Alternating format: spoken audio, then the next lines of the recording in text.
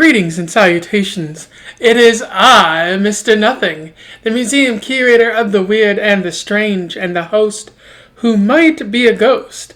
Welcome back to Around the Weird, a booktube channel where I talk about all the, unusual and out of the ordinary literature that I have found in my travels throughout the dream world. Today I want to talk about another graphic novel that I've read.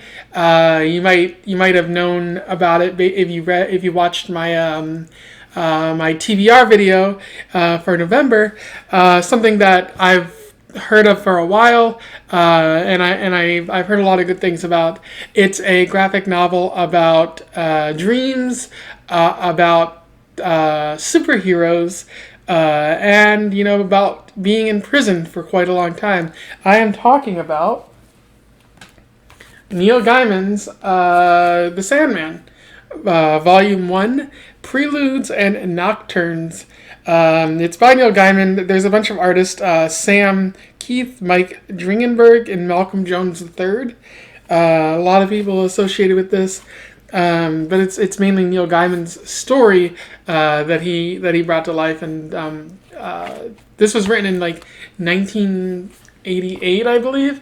So one of the first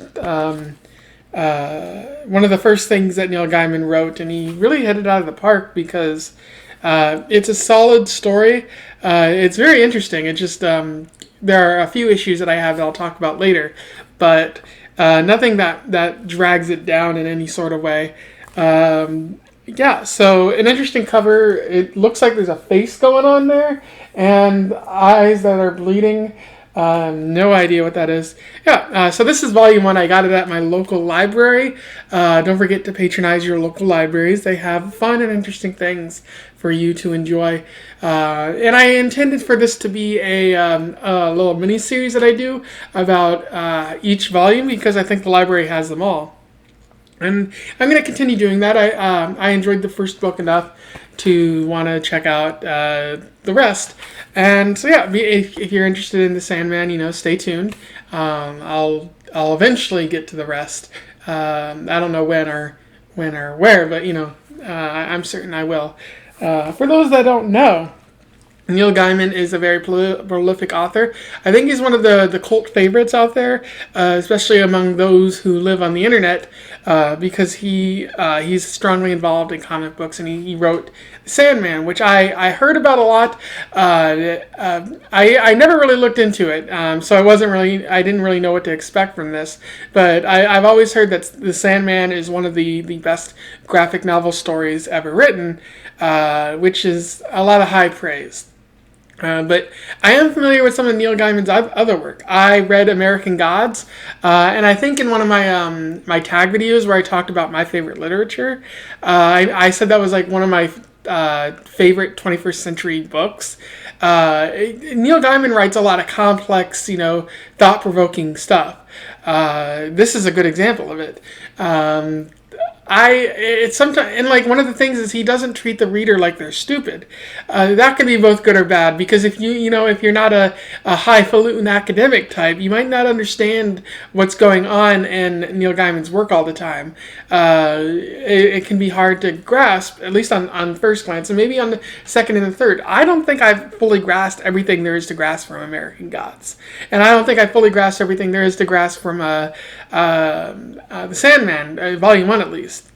So I'm gonna have to, chew on a lot of things, and I might be wrong. I'm fully willing to admit that I might be wrong with my analysis in this video, and it's always a cause for discussion. If I'm wrong and you've read this multiple times, and you know more, absolutely share your thoughts, because I'm always willing to hear from you.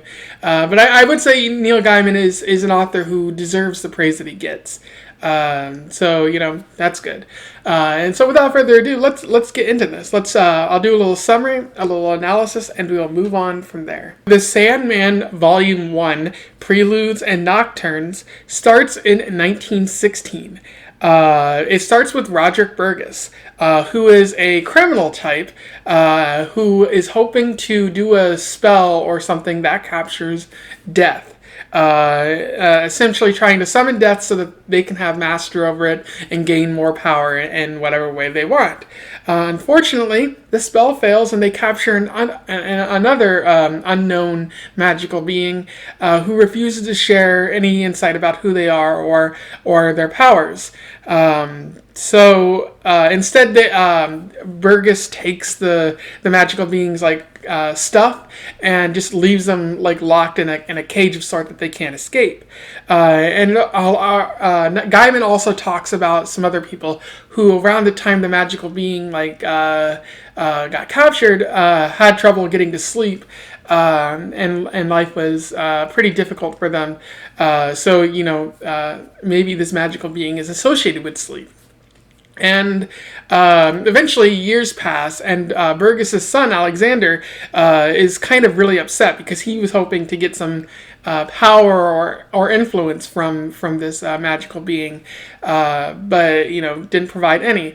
And an accident with the circle spell that they cast around the magical being is broken, so the magical being is allowed to escape. They take their vengeance on Alexander and company, essentially eternal waking, which is they're stuck in a really bad nightmare. And then the magical being reveals themselves to be Morpheus or Dream. They have multiple names. The King of Dreams of sorts. And so they manage to escape. Dream manages to escape and goes back to his kingdom, but he discovers that his kingdom has fallen in ruins because it's been 60 or 70 years, and there's no one's been left to tend it. Dream has to build that kingdom back. He's also noticed that some of his possessions have gone missing. His helm, the mask that he wears, his pouch of sand or whatever it is has gone missing, and his ruby that contains some of his power is also gone. And so all of those have been traded amongst the people of the world, and might be in contact with some of the DC Universe superheroes.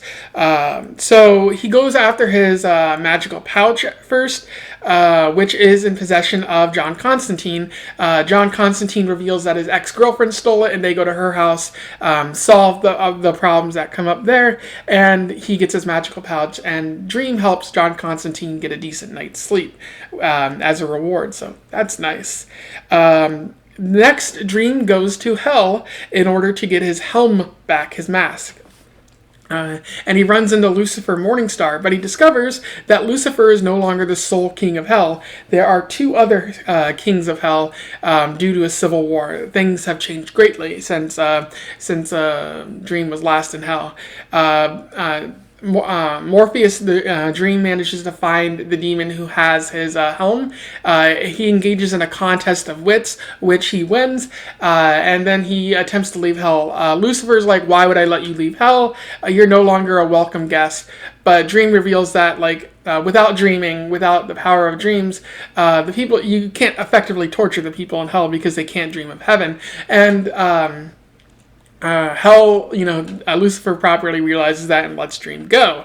Next, Dream learns from Martian Manhunter and Mr. Miracle, Mr. Miracle, that his ruby is in some storage locker, and he goes there, but he discovers that John D, a mysterious, kind of disfigured looking human, who also goes by the name of Dr.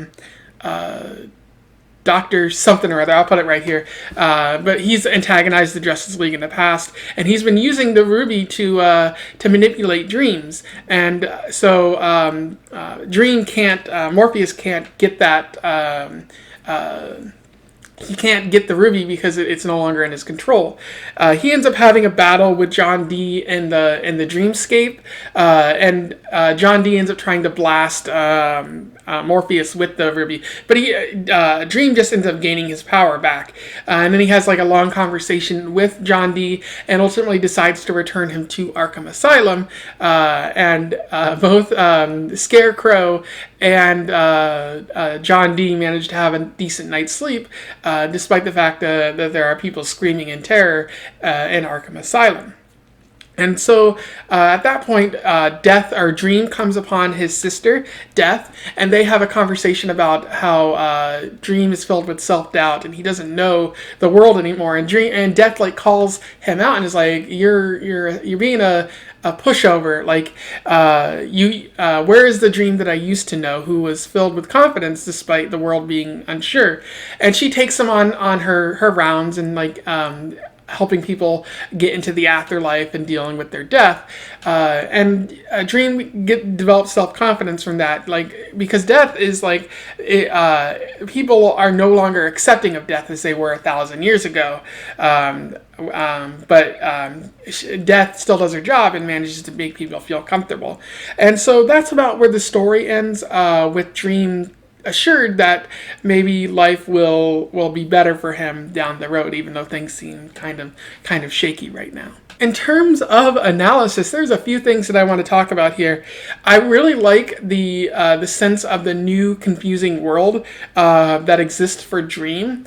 When before he was imprisoned, he was the king of dreams. He had a vast kingdom, and things were going pretty good for him. He knew what to expect. He was even a welcome guest in hell. So things were pretty solid for him.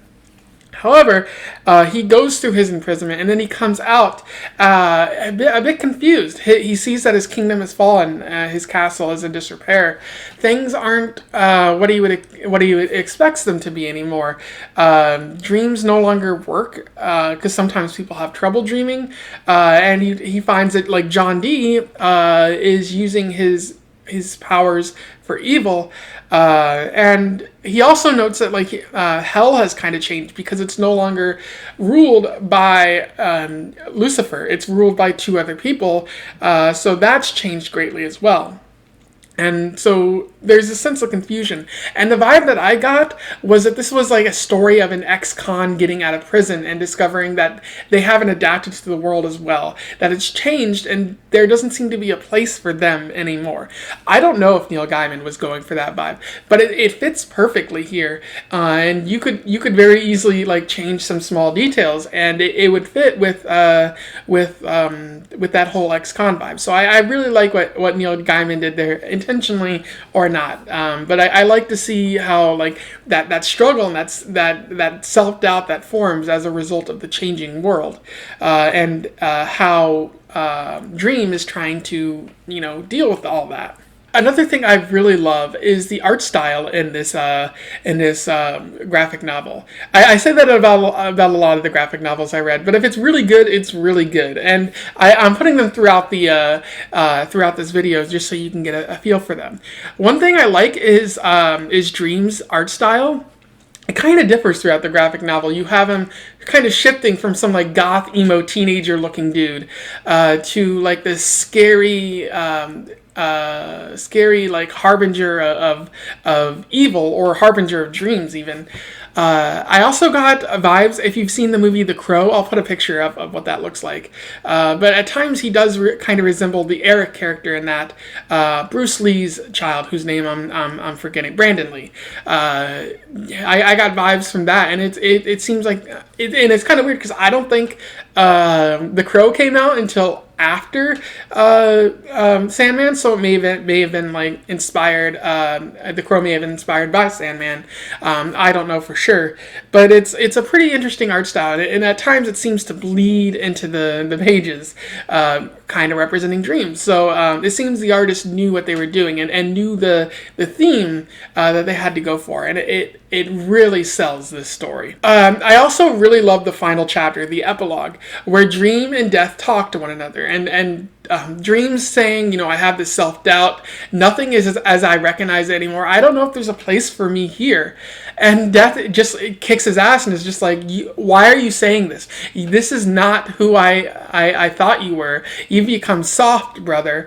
As one would say to their brother, like who they feel is no longer who they were. And then you see Death like taking Dream on rounds, going from person to person who's dying, and speaking with them about, what to expect in the afterlife. And Dream notes that, people used to write songs about death and were very accepting of death. But in 1,000 years, that's no longer the case. People fear death. They don't know what to expect in the shadowed lands. And it's pretty scary. Like, I'm scared of death myself. I don't know who wouldn't be at this point. But Dream sees that death has adapted over time, and if it's possible for her to do that, then it's possible for Dream. So he's left with a bit of more self-confidence and more assurance that things are going to be all right, even though there's great change that's taken hold in his life. And I really like that message. It's related to the ex-con message, and I think it's really solid storytelling on Gaiman's part. But I'm also slightly confused about the character of John Dee. What does he specifically want? It seems like Gaiman wrote him to be crazy and he's using dreams for evil. But that doesn't seem good enough, especially for this being the first outing of Sandman. I was hoping for more of a foil to be, like, clear in what he wants and clear in, like, what he's using the dreams for. But all it is like, John Dee's crazy and he hopes to destroy the world because controlling dreams gives him a sense of power that he might not have had before. And it's very vague, and it's like, what does even controlling dreams really do? There's also the issue that Dream says he's disrupting the natural order. Well, what happens with dreaming? That needs to be more clear. Maybe Gaiman is setting this up for future stories, but this is the first story, so you need a hook. You need to understand why this is all important for later stories. And I don't feel like Gaiman's doing that exactly. So I'm hoping he fixes that in later stories. But it's not enough to totally ruin the story. It's just I was expecting a little more out of John Dee here. And then the final thing is more of a gripe I have. In the early part of the story, Gaiman describes like 3 different people whose sleep is interrupted when Dream is imprisoned, and one of those characters it falls into a coma and is raped in the coma and gives birth to a child. And I just have to say, is that really necessary to say that the character was raped? It feels unnecessary and pointless because this character doesn't show up later on in the story. The character doesn't play a role that's essential to the plot at all, and it's just sort of like they disappear after this chapter ends. It doesn't feel necessary, and it just feels like another example of violence towards women in various forms of media, and that's especially a big problem in comics. So I have to wonder, like, is that is it really necessary to do that when you could have said literally anything else happened to this woman, and it wouldn't have been as bad, and it wouldn't feel like exploitative in a lot of ways. My gripe there is it's not necessary, and because violence against women is something that's very predominant in comic books and often unnecessary, I feel the need to call it out here. It doesn't sink the story totally, but it is like obvious that it's stupid in my opinion. So don't do it again, Neil Gaiman. He's probably going to do it again. Anyway, those are my thoughts on Neil Gaiman's The Sandman, the first volume, Preludes and Nocturnes. I really enjoyed it. I recommend it wholly based on the art style and the some of the stuff that happens in the plot. I wasn't completely in love with the plot, but I'm willing to overlook it because it was so enthralling, and I wanted to learn more about Morpheus or Dream, whatever he's particularly called. I can't wait to read the next volume in the series that'll come out in the near future.